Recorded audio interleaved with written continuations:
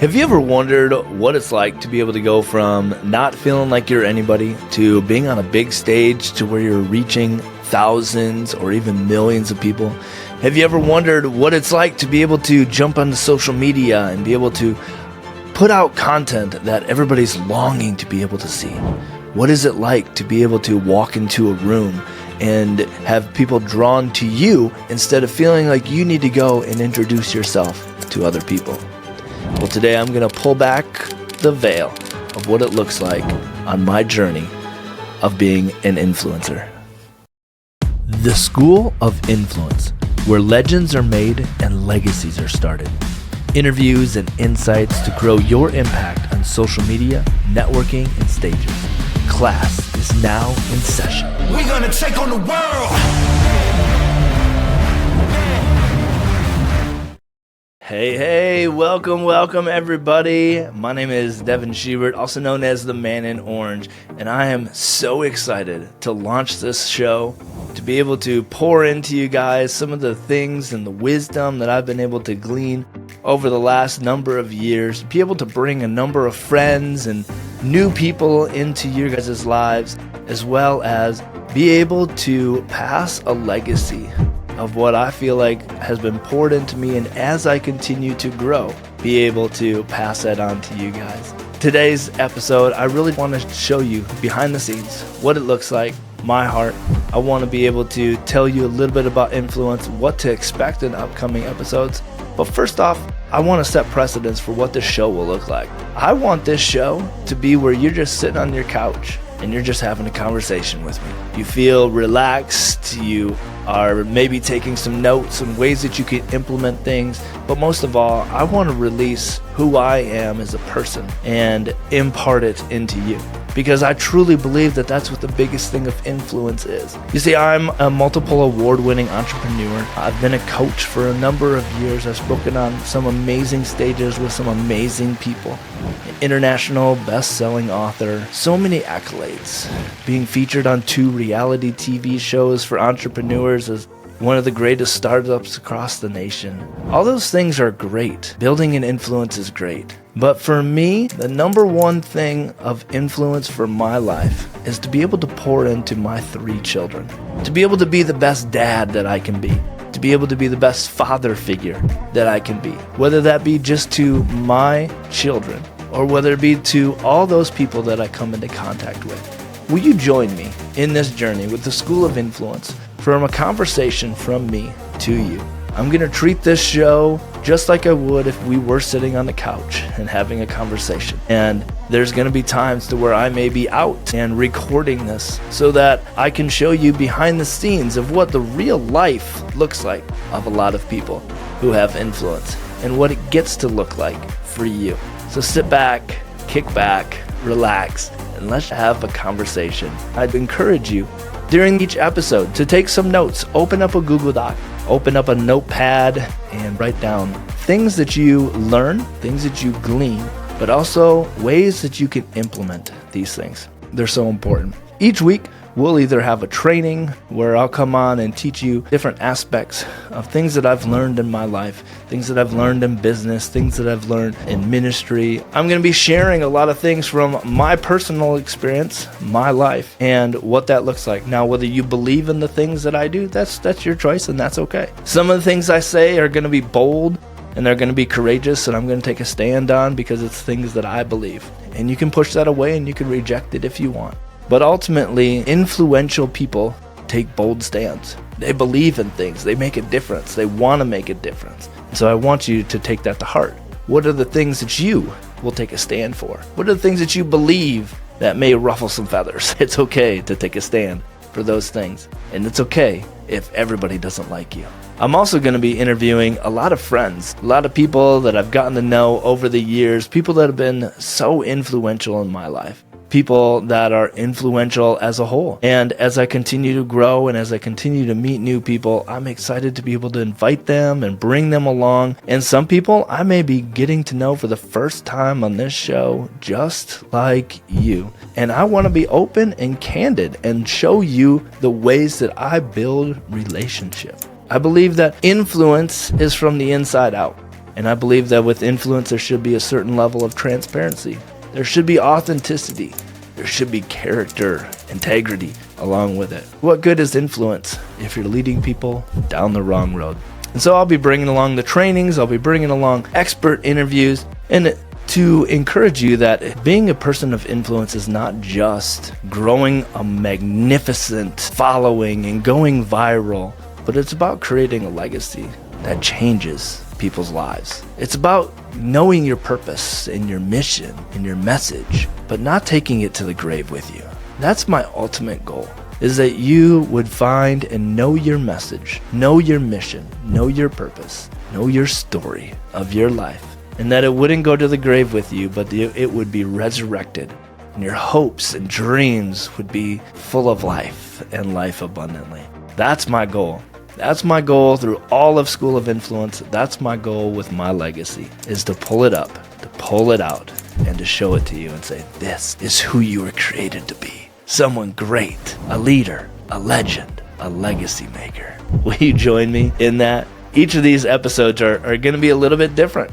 We're going to talk about storytelling and how to be able to utilize stories to engage people, and how to be able to utilize stories to draw people in to what you have to offer. To be able to utilize stories to prove a point, because the good old saying, facts tell and stories sell. Now that works in the business world and sales. It also works as you're talking to people. Always have a point to your story. We're going to talk about building authentic relationships, how to utilize them to lead and build real opportunities to go to the next level.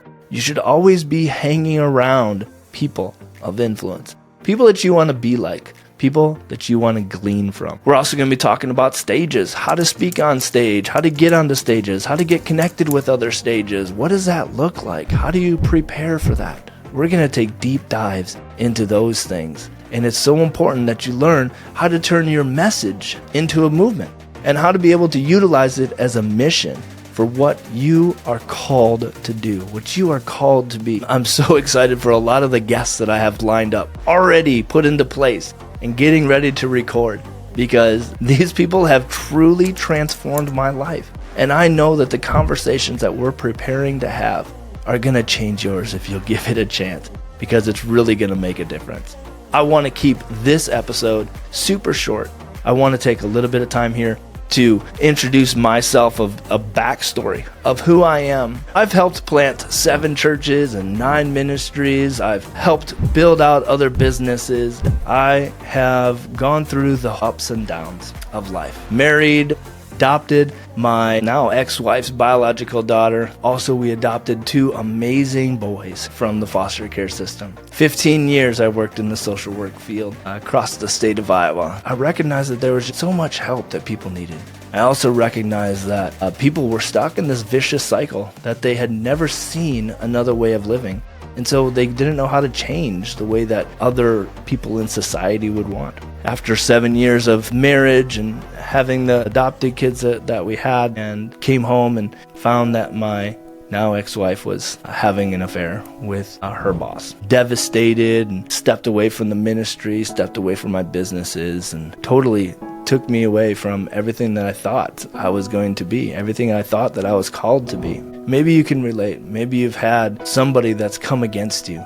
Maybe you've been abused, or maybe you've had that rejection come against you, and the heartache that comes along with it. How can you trust anybody again? This isn't the way that it was supposed to be. But I didn't fall into the victim mindset for very long, because I went through this inner healing and deliverance ministry, and God opened up my eyes to a whole new world of things with Him. And this is one thing that He told me. He told me that, Devin, your identity as a divorced man, possibly the world telling you that you can't serve in ministry anymore because you have that divorced title. He said, Devin, your identity doesn't come from creation. It comes from the Creator. And so never lose sight of who I've called you to be. Talk about wanting to have influence. If you don't know your identity, you'll never truly be influential. You can't influence other people from something that you're not, from someone that you're not. So I began taking a deep dive into who I am with dreams and visions and walking out in the miraculous, all types of things with just me and God. It wasn't an easy journey, but it was fun and it was radical. And as we continued moving forward, myself as a single dad with the 3 kids, life continued to happen. It began to build back up again. I had amazing friends, I had amazing relationships, and things were just going well. And then all of a sudden, one of my sons began having some issues, began acting out. A lot of it was his prior abuse and neglect and things that he'd had before we adopted, and I'm sure the divorce played a part of it and all the struggles that come along with that. Over a 5-year period, we had seen that his regression was continuing to get worse. We began finding specialists. My ex-wife kicked him out of the house and I took him on full time. As we went to Chicago, we had a SPECT scan done from Amen Clinic. And through that, we found out that there was a lot of trauma that was happening in his brain as well as mine. And through that, the psychiatrist told me that, Devin, if you don't get help in the next 3 to 6 months, you're not going to make it. Like, you can't survive like this. Never sleeping. On the CPTSD, the complex post-traumatic stress disorder that you're going through, the triggers and the trauma that you're enduring trying to take care of this boy, your son. And while I spent probably close to $100,000 trying to get help over a 5-year period, no one could help us. No one would. We had people that would come and go in our lives. But I refused to allow just a Band-Aid to be put on his life, to be put on his behaviors, because I knew that there was a root cause to that putting a Band-Aid on when it's ripped off, it's still going to be there. And it may show up as something else as well. After 5 years of taking care of him, moving 3 hours away from everything that I'd known, things had gotten drastically worse. We never left the house. He wasn't allowed to go to school anymore. We had nothing left. Really no money, had no friends. Most people didn't want to be around us. One night, I walked outside, came back in, and recognized that I'd made my first mistake in about 5 years. I left a knife sitting on the kitchen counter, and it was no longer there. I asked him, he was in his room with the door shut, if he had it. He did. He said he did, and he was going to kill me. I called the police. They came. They asked, what do you want us to do? And I said, well, I want you to go in there and I want you to get it. Well, that's not what we're here for. And I said, look, I'm going to go sit outside. You go, ask him for the knife. He'll give it to you, and we'll go to the hospital like we always do. And so we did, and he did exactly that. We went to the hospital, and the next thing I know is that I find myself in a hospital bed, shaking convulsively, not knowing what's going on. The doctors looked at my reports and saw from the Chicago psychiatrist about the trauma I'd had in my brain of taking care of him 3 years prior. I'd lasted more than the 3 to 6 months that they expected, but here I was, 3 years later, in a hospital bed with something called trauma shock, where my brain and my nervous system stopped communicating. And at that moment, they gave me a choice. Along with this choice was 3 months left to live. There was no cure for this because it was the trauma in my body that had stopped my brain and my nervous system from communicating all the time.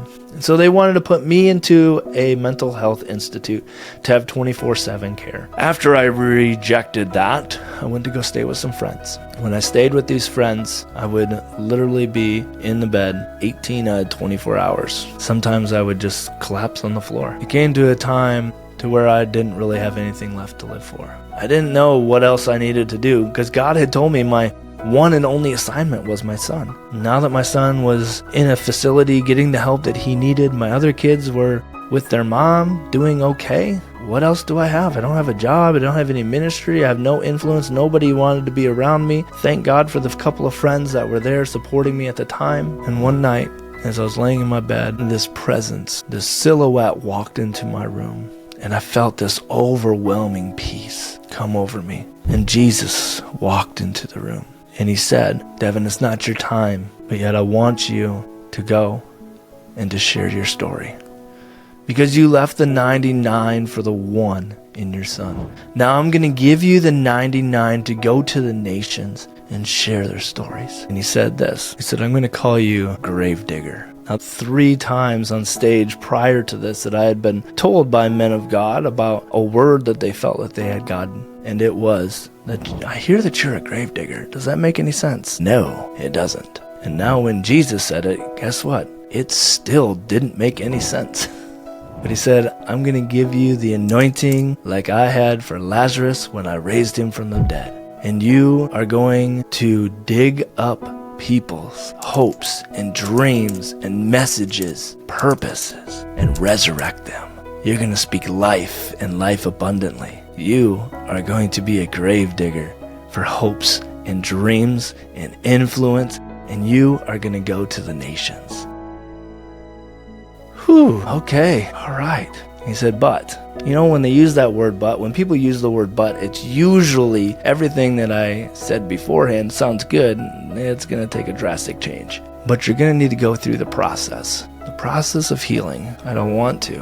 Why can't I have one of those snap, snap healings? He said, the amount of people that you will be able to impact because of going through the process will be much greater than if you had a snap, snap miraculous healing. Over the next 3 months, I spent some time at a camp and lots of time healing and a journey with God, learning how He wanted me to have influence, how to rebuild the life that He wanted me to have. And so I started a business, I started coaching, I started pouring into other people, I started doing the proven ways that I knew how to be able to rebuild this influence and how to be able to take it to the next level. And now I'm at a point to where I'm so excited to be able to share those things with you each week of what influence can look like from the inside out. Many people think that life as an influential person is just the mountaintops all the time because that's all you see with a lot of influential people. But I'm here to tell you that behind the scenes of an influential person, there's a lot that you don't know. There's a lot of cost that comes with it. There's a journey with it. And I know that you have a story, maybe not exactly like mine, but you have a story. Things that you've overcome, obstacles and hurdles and detours that you've been on, and you have things that you want to be able to share, a message to be able to take to the world. And I want to be able to help you be able to do that. And that is what this show is all about. I want to ask you to subscribe to this, to share it with other people, because this is going to be one of the biggest, the best shows on the planet. I look forward to seeing you guys on the next School of Influence.